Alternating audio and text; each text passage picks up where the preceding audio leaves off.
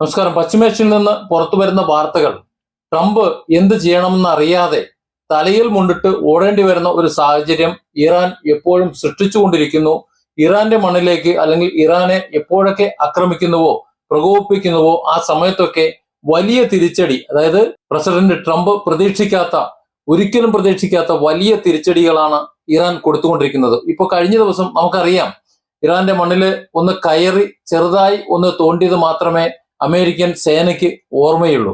American സേനയുടെ താവളം ഒന്ന് പൂർണ്ണമായി നശിപ്പിച്ചു എന്ന് മാത്രമല്ല, അവരുടെ നിർണായകമായ ഡ്രോൺ, അതുപോലെ വിമാനം, ഇതൊക്കെ അടിച്ചിടുന്ന വാർത്തകൾ കഴിഞ്ഞ ദിവസങ്ങളിൽ പുറത്തു വന്നു. പടിഞ്ഞാറൻ ഏഷ്യയിലെ സാമ്രാജ്യത്വ ശക്തികളുടെയും അവരുടെ സഖ്യകക്ഷിയായിട്ടുള്ള സയനിസ്റ്റ് ഭരണകൂടത്തിന്റെയും കടുത്ത വെല്ലുവിളികളെയും ആക്രമണങ്ങളെയും അതിജീവിച്ചുകൊണ്ട് തങ്ങളുടെ പരമാധികാരം പൂർണ്ണമായി വീണ്ടെടുത്തുകൊണ്ട് ഇറാൻ അതിശക്തമായി തിരിച്ചു വരികയാണ്. പടിഞ്ഞാറൻ മാധ്യമങ്ങളും ശത്രുപക്ഷവും ഒക്കെ പ്രചരിപ്പിക്കുന്ന നുണക്കഥകൾ, അത്തരത്തിലുള്ള ധാരാളം കഥകൾ നമ്മൾ കാണുന്നുണ്ട്. പക്ഷേ വരുന്ന വാർത്തകൾ, പാശ്ചാത്യ മാധ്യമങ്ങൾ കൊടുക്കുന്ന വാർത്തകൾ, ആ വാർത്തകൾ ഇറാന്റെ ഭാഗത്ത് നിന്നുള്ള പ്രതിരോധത്തെ, ഇറാൻ ഒരുക്കുന്ന യുദ്ധസന്നാഹങ്ങളെ ഒക്കെ വിളിച്ചു പറയുന്നുണ്ട്. തങ്ങളുടെ പ്രതിരോധ കോട്ടകൾ കൂടുതൽ ശക്തമാണ് എന്ന് ഇറാൻ ഓരോ ദിവസവും തെളിയിച്ചുകൊണ്ടിരിക്കുകയാണ്. അധിനിവേശങ്ങൾക്കും വ്യോമാക്രമണങ്ങൾക്കും മുന്നിൽ മുട്ടുമടക്കില്ല എന്ന ദൃഢപ്രഖ്യാപനത്തോടെ സയനിസ്റ്റ് ശക്തികൾക്കെതിരെയുള്ള ഒരു അന്തിമ പോരാട്ടത്തിന് ഇറാൻ സജ്ജമായി കഴിഞ്ഞു എന്ന് ഇറാൻ ഭരണകൂടം ലോകത്തിന് മുന്നറിയിപ്പ് കൊടുത്തിരിക്കുകയാണ്. അമേരിക്കയുടെയും ഇസ്രായേലിന്റെയും സംയുക്ത സൈനിക നീക്കങ്ങളും വ്യോമ ആക്രമണങ്ങളും ഇറാന്റെ ആത്മവീര്യത്തെ തകർക്കാനായി ലക്ഷ്യമിട്ടുള്ളതായിരുന്നു എന്ന് അവർ പറയുമ്പോഴും അത് ഇറാന്റെ ആത്മവീര്യത്തെ തെല്ലും തടസ്സപ്പെടുത്തിയിട്ടില്ല, തെല്ലും നഷ്ടപ്പെടുത്തിയിട്ടില്ല, തകർക്കാൻ കഴിഞ്ഞിട്ടില്ല എന്ന് ഇറാൻ ഓരോ മണിക്കൂറിലും അവരുടെ പ്രവർത്തനങ്ങൾ കൊണ്ട് തെളിയിച്ചുകൊണ്ടിരിക്കുന്നു.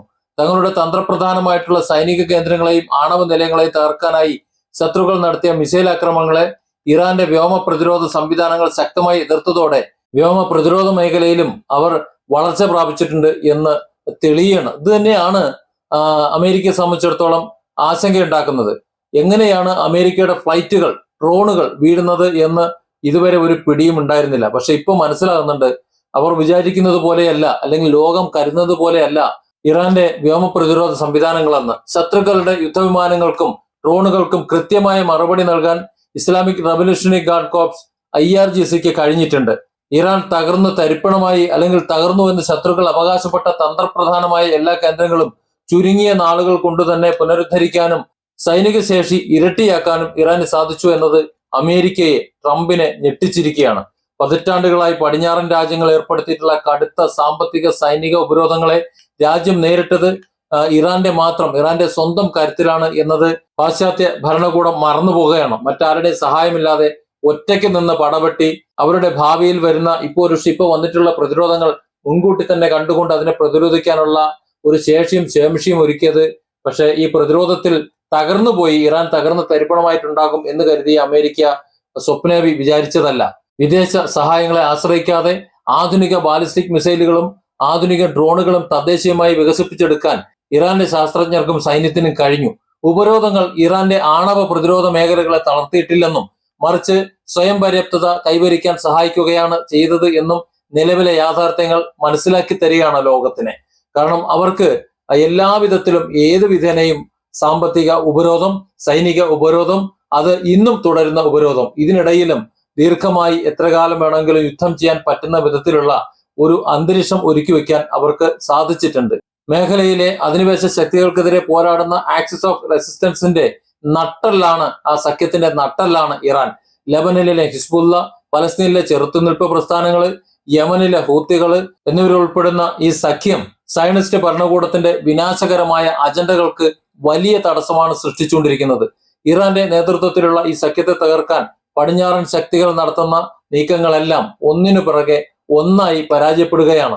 ഇറാന്റെ നേതാക്കളെയും അവരുടെ സൈനിക കമാൻഡറെയും ലക്ഷ്യമിട്ട് ഇസ്രായേൽ നടത്തുന്ന ഭീകരപ്രവർത്തനങ്ങൾക്കും വധശിക്ഷകൾക്കും ഇറാൻ കൃത്യമായ സമയത്ത് ശക്തമായ തിരിച്ചടി നൽകിയത് ലോകം കണ്ടതാണ്. ശത്രുക്കളുടെ സൈനിക താവളങ്ങളെയും വ്യോമ കേന്ദ്രങ്ങളെയും ലക്ഷ്യമിട്ട് ഇറാൻ തൊടുത്തുവിട്ട ദീർഘദൂര മിസൈലുകൾ, അവരുടെ വ്യോമ പ്രതിരോധ സംവിധാനങ്ങളുടെ കഴിവ് എത്രത്തോളം അവർ വളർന്നു എന്നത് ലോകത്തിനു മുന്നിൽ തുറന്നുകാട്ടി. ഇനിയും തങ്ങളുടെ പരമാധികാരത്തിന് മേൽ കൈവയ്ക്കാൻ തുനിഞ്ഞാൽ ഇസ്രായേലിന്റെ തന്ത്രപ്രധാനമായ കേന്ദ്രങ്ങളെല്ലാം ചാരമാക്കാൻ കൽപ്പുള്ള മിസൈൽ ശേഖരം ഇറാനിലുണ്ട് എന്ന് വളരെ വ്യക്തമായി മുന്നറിയിപ്പ് നൽകിയിരിക്കുകയാണ്. അമേരിക്കൻ വിദേശ നയങ്ങളുടെയും ഇസ്രായേലിന്റെ അധിനിവേശ മോഹങ്ങളുടെയും ഇറാന്റെ മുതലുകൾ കൊള്ളയടിക്കാൻ, യുറേനിയം കട്ടുകൊണ്ടുപോകാൻ, എണ്ണ കട്ടെടുക്കാൻ അല്ലെങ്കിൽ എണ്ണയുടെ മേലുള്ള അധിനിവേശം ഉറപ്പിക്കാൻ, ആ ലക്ഷ്യങ്ങൾക്കൊന്നും കീഴടങ്ങാൻ ഇറാൻ ഒരിക്കലും തയ്യാറല്ല. പശ്ചിമേഷ്യയിലെ സമാധാനത്തിന് ഏറ്റവും വലിയ സയനിസ്റ്റ് ഭീഷണി ഭരണകൂടത്തിന്റെ സാന്നിധ്യമാണ് എന്ന് ഉറച്ചു വിശ്വസിക്കുന്ന ഇറാൻ വരും ദിവസങ്ങളിൽ കൂടുതൽ ശക്തമായ പ്രതിരോധ നയങ്ങളുമായി മുന്നോട്ടു പോകുമെന്നാണ് അറിയിച്ചിട്ടുള്ളത്. അടിച്ചമർത്തലുകൾക്കെതിരെയും പാവനമായിട്ടുള്ള മണ്ണിൽ വിദേശ ശക്തികളുടെ കടന്നുകയറ്റത്തിനെതിരെയുമുള്ള ഈ പോരാട്ടം അന്തിമ വിജയത്തിൽ എത്തുക തന്നെ ചെയ്യും. അതുവരെ ഇറാൻ ആരുടെ മുന്നിലും ആർക്ക് കീഴിലും ആരുടെ കാൽക്കീഴിലും തലവെച്ച് പണയപ്പെടുത്താൻ, തങ്ങളുടെ ആത്മാഭിമാനം പണയപ്പെടുത്താൻ തയ്യാറില്ല എന്നും തങ്ങളുടെ എണ്ണയും തങ്ങളുടെ യാത്രയും തങ്ങളുടെ ജനങ്ങളുടെ സുരക്ഷയും തങ്ങളുടെ രാജ്യത്തിന്റെ അഭിമാനവും തങ്ങളുടെ കണ്ടുപിടുത്തങ്ങളും തങ്ങളുടെ മുതലും എല്ലാം സൂക്ഷിക്കാനുള്ള പ്രാപ്തിയും ശേഷിയും ശേമുഷിയും ഉണ്ട് എന്നും ട്രംപിനെ ഓർമ്മിപ്പിക്കുകയാണ് Iran. Different angles. Don't forget to subscribe and support this channel.